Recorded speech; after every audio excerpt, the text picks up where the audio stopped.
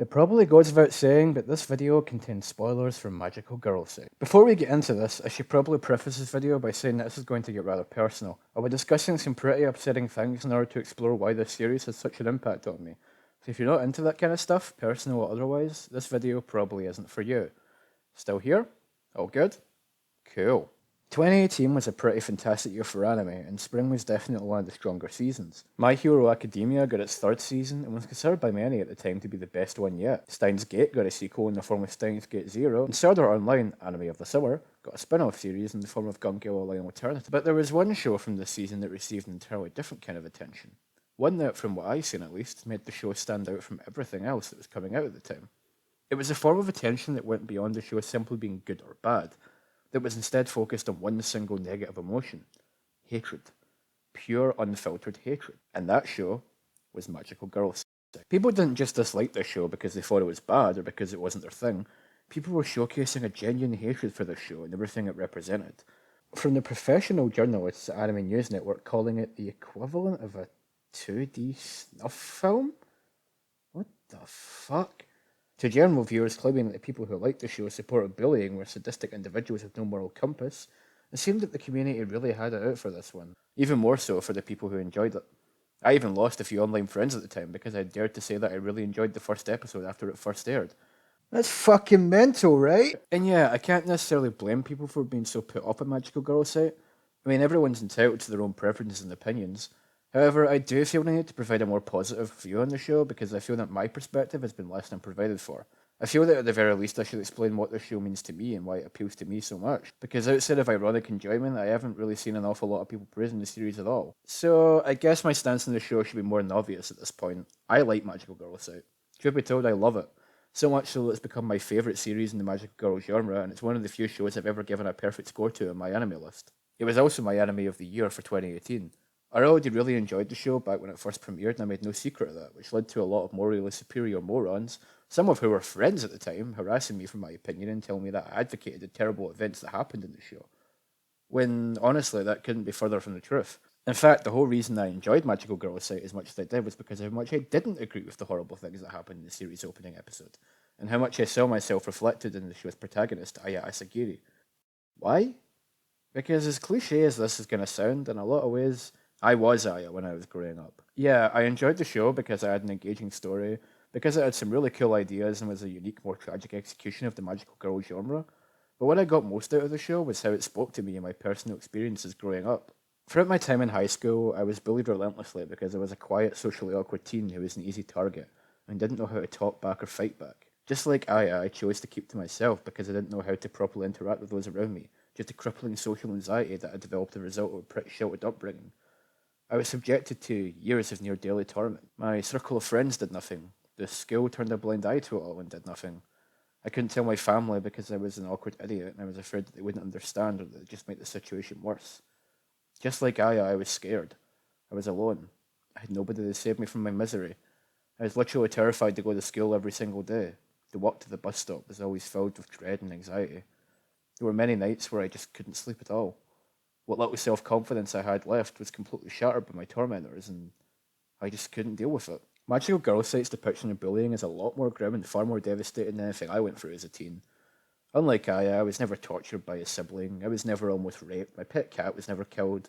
Nothing crazy like that happened, but that doesn't make any of the horrible things that happened to Aya, or the suicidal feelings that she had about herself and her life as a result of her misfortunes, any less for parallel to what happened to me, and the feelings that I felt about myself back then. A lot of people harshly criticised the opening episode of Magical Girl Site for how it depicted Aya's bullying in a way that was overly graphic, sadistic, and just plain fucking disturbing. And while I can understand why this would trigger a lot of viewers and turn them away from the rest of the show, I also feel that the gruesome and almost cartoonishly evil nature of these scenes only helped to drive home the core message lurking behind them more effectively. Because the reality is, bullying is not a nice thing. It's horrible, it's gruesome, and it's brutal. Even in the real world, bullying is often fairly graphic and sadistic, and it's something I wouldn't wish on any person growing up. Call these scenes edgy if you want. Feel free to say they're disturbing if you so wish, but remember that when you do, that's what bullying is. Aya's struggles and broken mental state as a result of them and her attackers grinning like supervillains as they belittle her in every way imaginable are exactly what comes with bullying in the real world. At least from what I experienced growing up. Does that make it okay?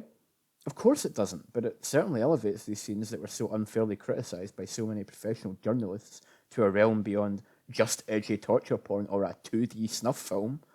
I'd go as far as saying that these scenes did an excellent job in portraying just how far bullying can actually be taken and how much it can mentally break a person. And if that isn't a meaningful message of some kind, then I don't know what the fuck is. Aya's struggle with bullying and her shattered mental state as a result of it really resonated with me, and I'm sure it also spoke to many others who suffered a similar experience when they were growing up. Yeah, it was gut wrenching and it was sickening, but that's the intention and that's what makes it an effective scene. A lot of people have criticised Aya's character as lazily written because she supposedly lacks a character at all, but that's kind of the point. I believe that Aya lacks a character because it was taken away from her through months of daily beatings, name calling, and abuse, because it literally turned her into a shell of a human being. This is pretty evident when we see her in a flashback before the bullying started, and she actually had more of a personality, albeit a shy and awkward one. And as the series progresses, she starts to regain her humanity because she's able to move past her issues. And while we're on that subject, I guess I should jump into my next point. Once the show progressed beyond the opening episode, it began to relate to me in a whole other way that caused it to earn a place in my favourites list, due to one particular thing that the series begins to heavily focus on. And that is Aya's relationship with Suyuno. You see, prior to meeting Suyuno, Aya had barely anything to live for, and even less things that made her happy.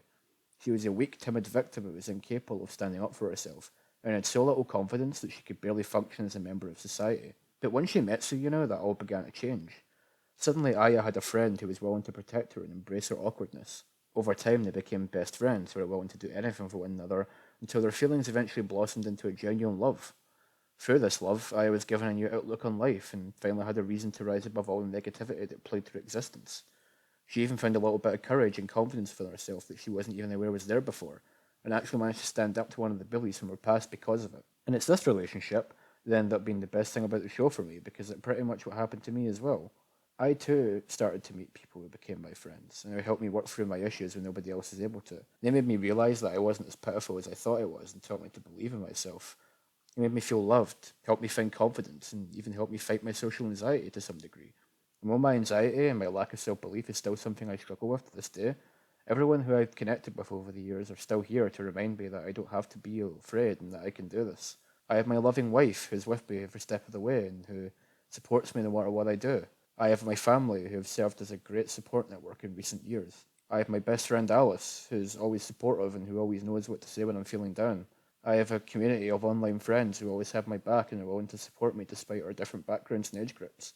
All of these people I've connected with, both family and friends, offline and online, are my and they always have my back no matter how little I think of myself or what I'm going through at the time. And that's kind of amazing. And that's why Magical Girl Site is a 10 out of 10, because I see myself in it. I can understand why people might write this one off as just another one of those dark, edgy magical girl shows, but the fact that the majority opinion seems to just be this show has no substance and it's just gory edgelord material really rubs me the wrong way, because it's so much more than that, at least to me. As someone who struggled with many of the same issues as Aya Asagiri growing up, Magical Girl Site related to me on a personal level that very few shows ever have. Surely that must count for something, right? Or maybe I am just a terrible person after all. It's in my Twitter bio after all. But what do you think? Do you enjoy Magical Girl Site? Or is it just some edgy schlock to you? I'd love to hear your thoughts. I've been Leth, and thank you for watching.